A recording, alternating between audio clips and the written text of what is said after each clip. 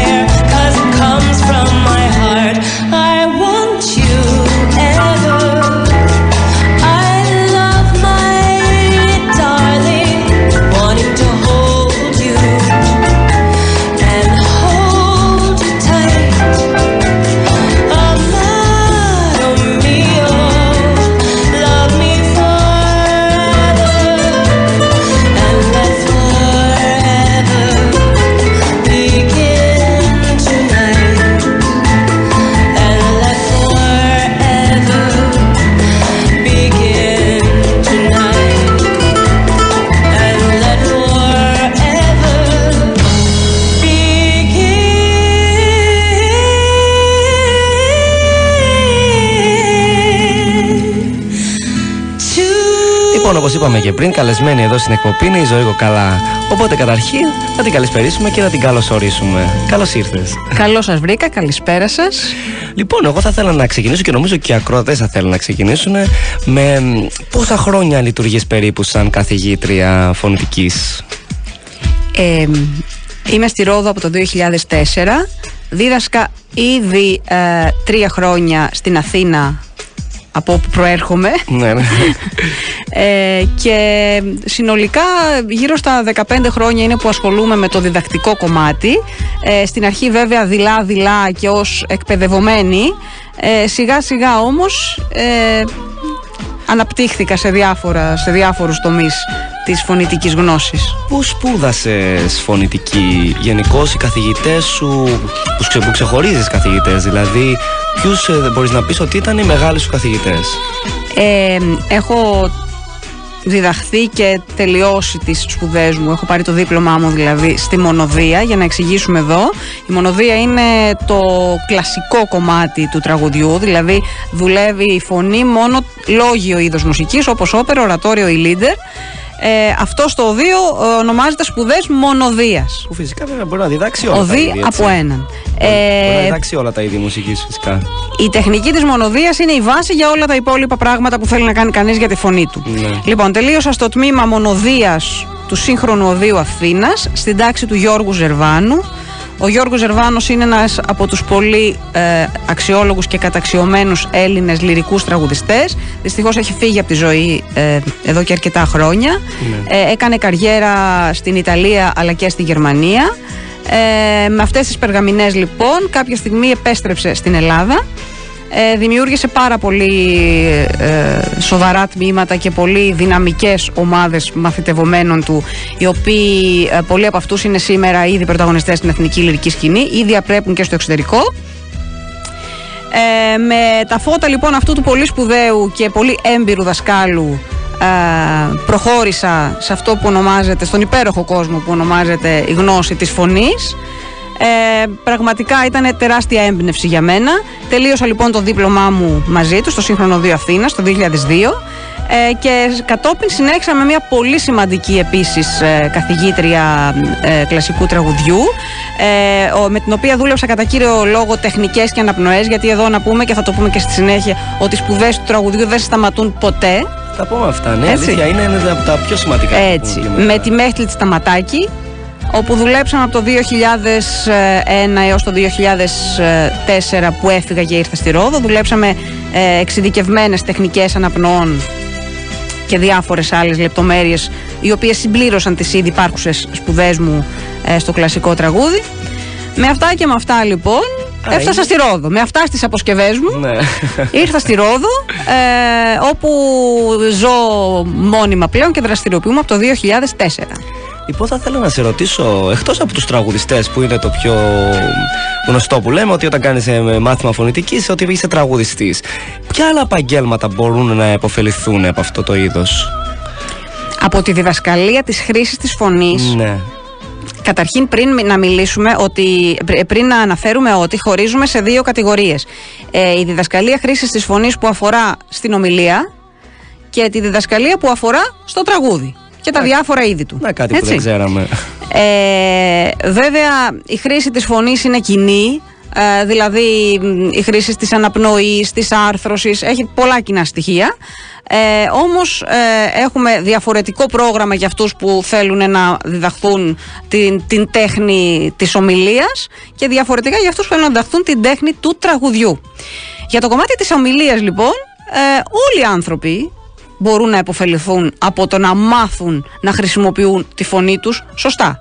Γιατί αυτό θα τους κάνει να ακούγονται καλύτερα στους ακροατές τους, άρα αυξάνει τις ευκολίες τους στην επικοινωνία, αλλά και θα τους κάνει και καλύτερους ακροατές τους ίδιους, γιατί δουλεύουμε και την ικανότητά μας να ακούμε καλύτερα. Ναι, πολύ σημαντικό αυτό. Όμως προστατεύει και την υγεία της φωνής, από διάφορες κακοτοπιές, όπως δυσκολίες με τις φωνητικές χορδές, βράχνιασμα και πράγματα που περισσότερο θα μας εξηγούσε κάποιος γιατρός σε αυτό το σημείο. Θα ήθελα να μας πεις το θάρρος, δηλαδή τώρα να μας πεις μερικά tips για σωστή χρήση φωνής και για την πώς να αποκτήσεις μια υγιή, ευχάριστη και γεμάτη φωνή. Τώρα εγώ ειδικά σαν εκφωνητής τώρα του ραδιοφώνου πιστεύω είναι πολύ σημαντικό για να γνωρίζουμε, εκτός από το άλλο μου επάγγελμα, είναι πολύ σημαντικό να γνωρίζουμε το πώς να μιλάμε καλά και να μην έχουμε προβλήματα και στη φωνή μας φυσικά. Καταρχήν, το 99% των τραγουδιστών έχει πάρα πολύ καθαρή άρθρωση και μπορεί να χρησιμοποιεί τη φωνή του πάρα πολύ καλά. Πόσο μάλλον αυτοί που εκπαιδεύονται στη φωνή τους, και ένας από αυτούς είσαι εσύ, όπου κάνουμε δουλειά και μαζί στο κλασικό τραγούδι πλέον.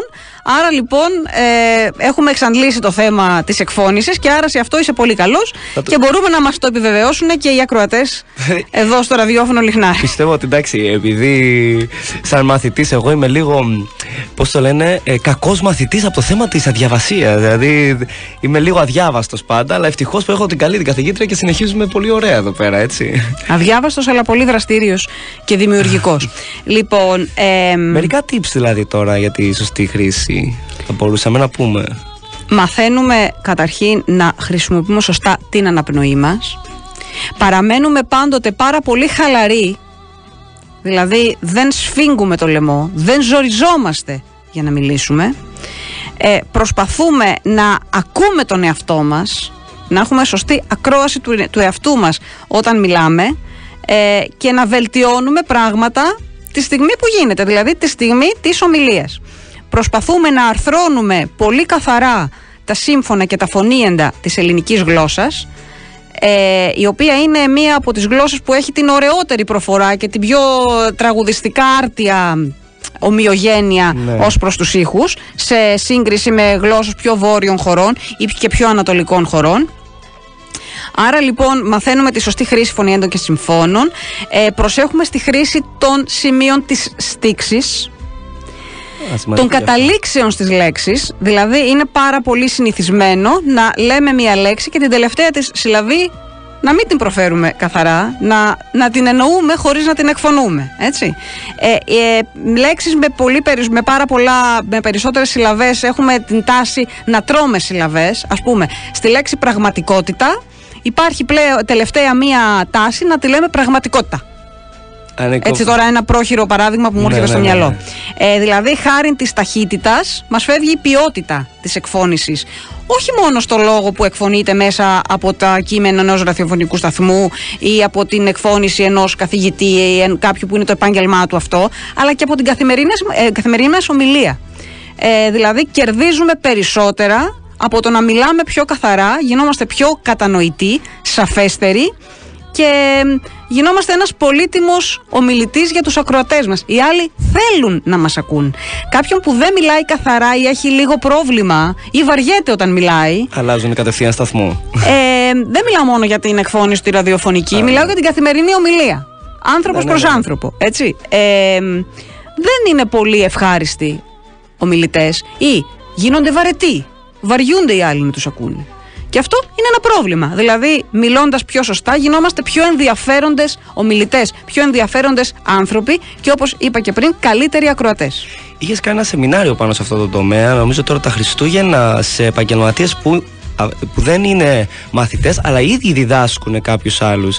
Δηλαδή, δίδασκες δασκάλους, ένα πράγμα. Πραγματικά, το Δεκέμβριο που μας πέρασε, πραγματοποιήθηκε ένα σεμινάριο στην Αθήνα, το οποίο αφορούσε την προπόνηση, ας πούμε, στο σωστό τρόπο ομιλίας ανθρώπων που εκπαίδευαν εκπαιδευτές ενηλίκων, δηλαδή εκπαιδευτές τελεχών τραπεζών κλπ. Όμως αρκετοί γνωρίζουν ότι έχω κάνει και πράγματα και στη Ρόδο στο κομμάτι αυτό. Έχω διδάξει στο τμήμα ξεναγών που είχε πέρυσι λειτουργήσει στο Πανεπιστήμιο Αιγαίου και στο παρελθόν στο θεατρικό τμήμα, στη θεατρική ομάδα μάλλον, θεατρική ομάδα του Πανεπιστήμιου Αιγαίου στο παρελθόν, αλλά και όποιον το επιθυμεί να δουλέψει λίγο την ομιλούσα του φωνή και να την κάνει πιο αποτελεσματική επικοινωνιακά. Αυτό που θα ήθελα να σε ρωτήσω είναι όσον αφορά με το τραγούδι, που λέμε πάλι εντάξει, γίνεται κάποιος τραγουδιστής ή γεννιέται τραγουδιστής?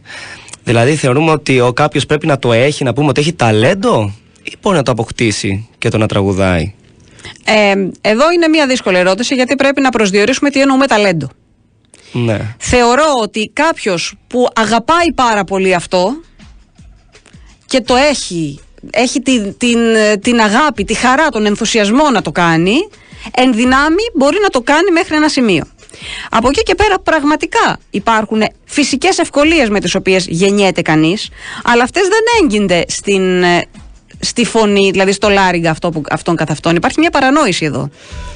Αυτό που ονομάζουμε ωραία φωνή, ωραίος ήχος, δεν πηγάζει από την ανατομία του λαιμού, του λάριγγα, αλλά από την ευαισθησία της ακοής. Δηλαδή γίνεται καλός τραγουδιστής κάποιος που είναι καταρχήν πολύ καλός μουσικός, δηλαδή μπορεί να ξεχωρίζει τις τονικότητες των ήχων και να τις αποδίδει με μεγάλη πιστότητα. Και όταν προσθέσουμε και το εκφραστικό καλλιτεχνικό κομμάτι, τότε συμπληρώνεται αυτό που ονομάζουμε ταλέντο στο τραγούδι. Αυτό βέβαια μπορεί να βοηθηθεί από την εκπαίδευση. Δηλαδή κάποιος που έχει κάποιες δυσκολίες προς αυτό, με την κατάλληλη τεχνική καθοδήγηση μπορεί να βελτιωθεί. Ένας άνθρωπος ο οποίος του αρέσει πάρα πολύ το τραγούδι και θέλει να το κάνει για το δικό του κέφι, μέχρι ένα σημείο εκπαιδεύεται. Η άποψη που υπήρχε παλιά ότι κάποιος που δεν μπορεί να πατήσει σωστά τις νότες ή που φαλτσάρει, ότι δεν έχει γυρισμό και δεν μπορεί, είναι μία αναστρέψιμη η κατάστασή του, αυτό πλέον δεν ισχύει. Διορθώνεται δηλαδή αυτό που λέμε. Διορθώνεται μέχρι ενός σημείου. Δηλαδή, αν κάποιος απλά θέλει να το κάνει για το κέφι του, μπορεί να διορθωθεί στο μέτρο που θα κάνει αυτό. Δηλαδή θα κάνει απλά το μεράκι του ως ερασιτέχνης.